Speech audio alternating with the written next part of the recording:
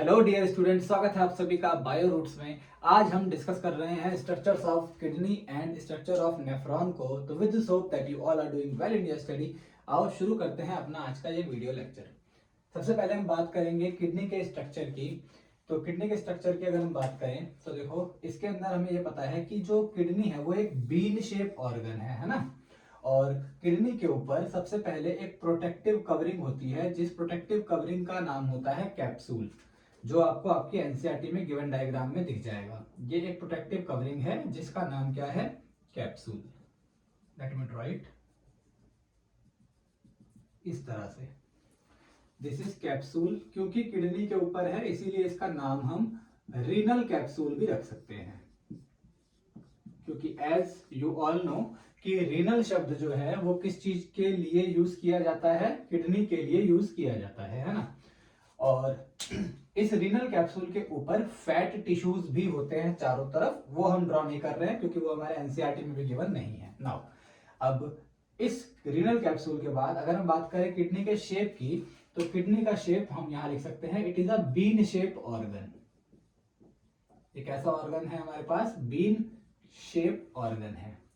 Now इस bean shape organ में अगर हम इस तरह से एंटर करें तो किडनी का ये वाला पार्ट, जो इसका आउटर पार्ट है, इस पार्ट को कहा जाता है कॉर्टेक्स। ये वाला पार्ट क्या कहलाता है बेटा, दिस आर कॉर्टेक्स। कॉर्टेक्स जब हम देखते हैं किडनी में तो ये हमें डॉटेड दिखाई देता है। ऐसा इसीलिए होता है क्योंकि यहाँ पर बहुत सारे आपको बोमन कैप्सूल और पीसीटी और डीसीटी का जो अपीयरेंस है वो दिखाई देने वाला है। बाकी इसका जो डिटेल डायग्राम जब हम आगे पढ़ेंगे चैप्टर में, तब हम इसको देखेंगे कि ये इस तरीके से डॉटेड क्यों है। बट किडनी के सबसे बाहर एक प्रोटेक्टिव कवरिंग है जिसका नाम क्या है, रीनल कैप्सूल। उसको हटा देंगे तो किडनी का बाहर वाला रीजन क्या कहलाता है, कॉर्टेक्स। नाउ किडनी का मेजर पार्ट जो इसका ये वाला पार्ट है, ये वाला पार्ट कहलाता है मेडुला। ये वाला पार्ट जो है किडनी का, ये क्या कहलाता है, मेडुला। अब इस मेडुला की अगर हम बात करें तो इस मेडुला में इस तरह से कुछ दिखने वाले, देखो मैं दूसरे कलर से यूज करता हूं कुछ ऐसे स्ट्रक्चर होते हैं। इन स्ट्रक्चर को कहा जाता है रीनल पिरामिड। ये स्ट्रक्चर क्या कहलाते हैं, रीनल पिरामिड, कुछ इस तरह से।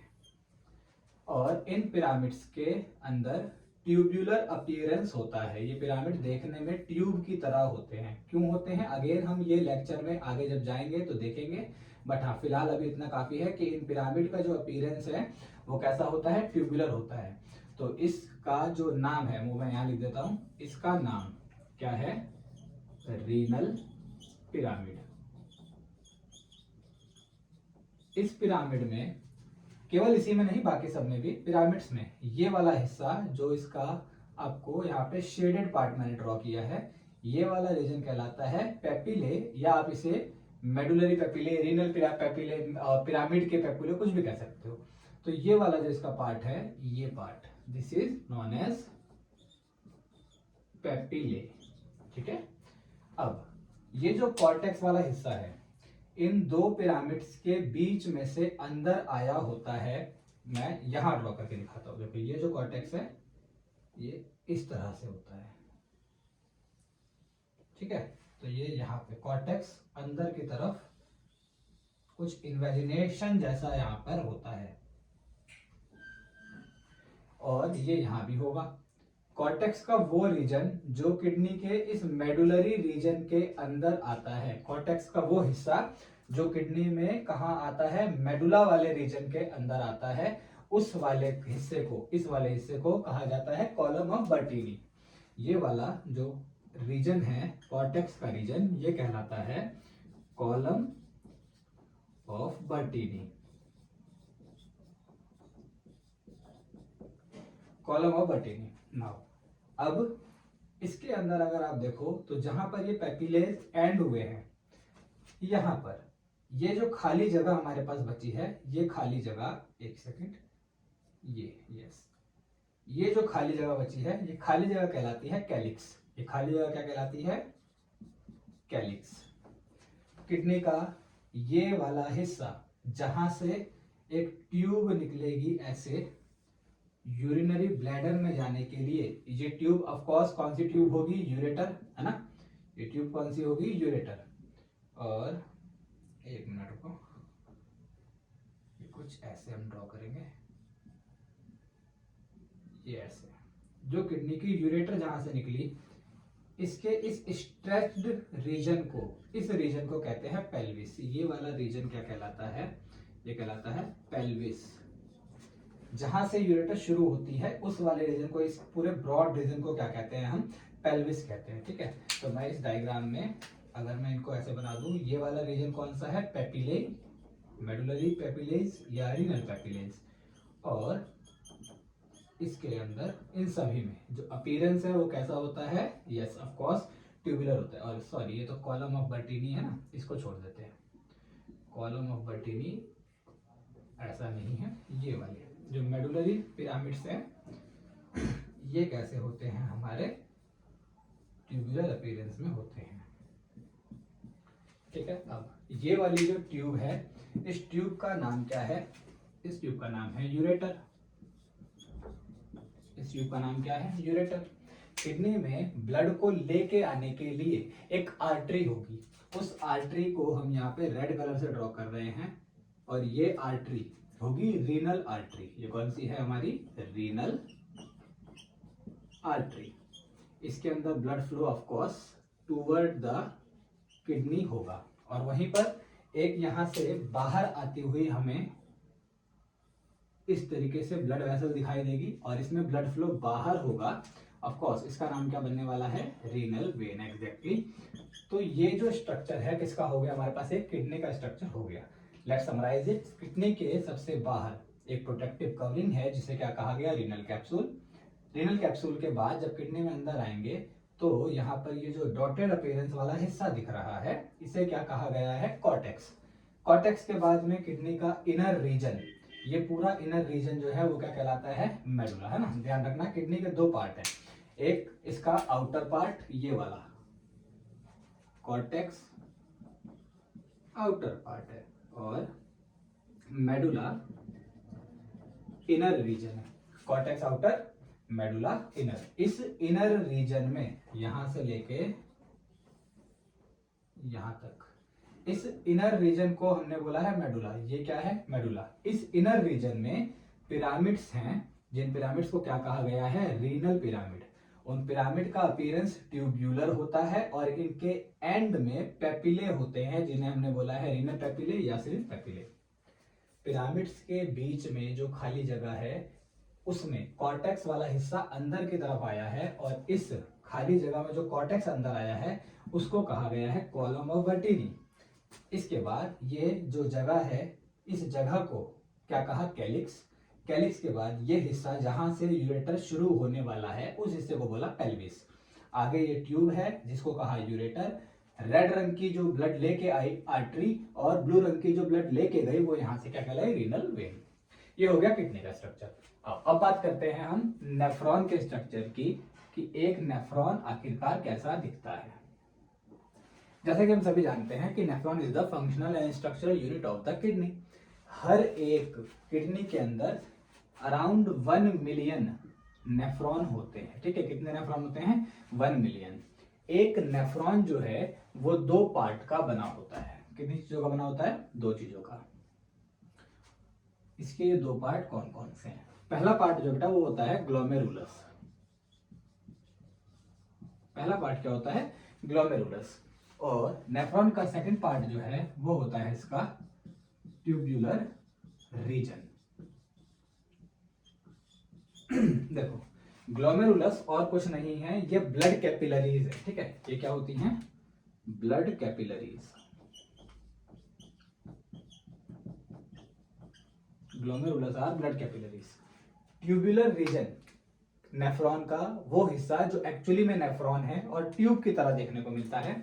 उसके अंदर कुछ पार्ट्स हैं, जैसे कि पहले पार्ट का नाम है Bowman capsule,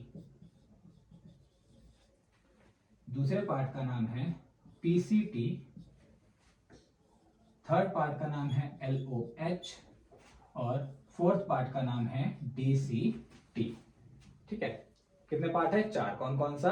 Bowman capsule, PCT, LOH and DCT। एक बार हम इनको ड्रॉ करके देखते हैं। मैं थोड़ा सा इसमें से रफ कर देता हूं ये वाला पार्ट।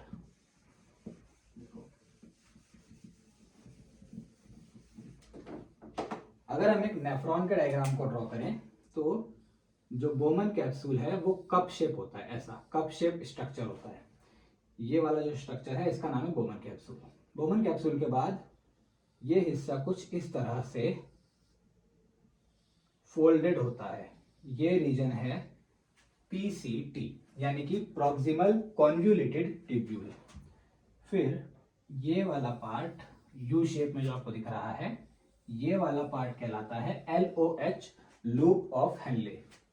देन ये वाला पार्ट जो इस तरीके से अगेन फोल्डेड रीजन है, ये वाला पार्ट क्या कहलाता है? DCT यानी कि डिस्टल कॉन्वोल्यूटेड ट्यूब्यूल। इसकी एक बार नेमिंग कर लेते हैं। तो मैं इसको इस तरह से करता हूं, देखो ये वाला रीजन, ये जो है इसे क्या बोला गया? इसे बोला गया बोमैन कैप्सूल, फर्स्ट वाला। नाउ यहां से लेके यहां तक ये जो फोल्डेड पूरा पार्ट है इसे बोला गया प्रॉक्सिमल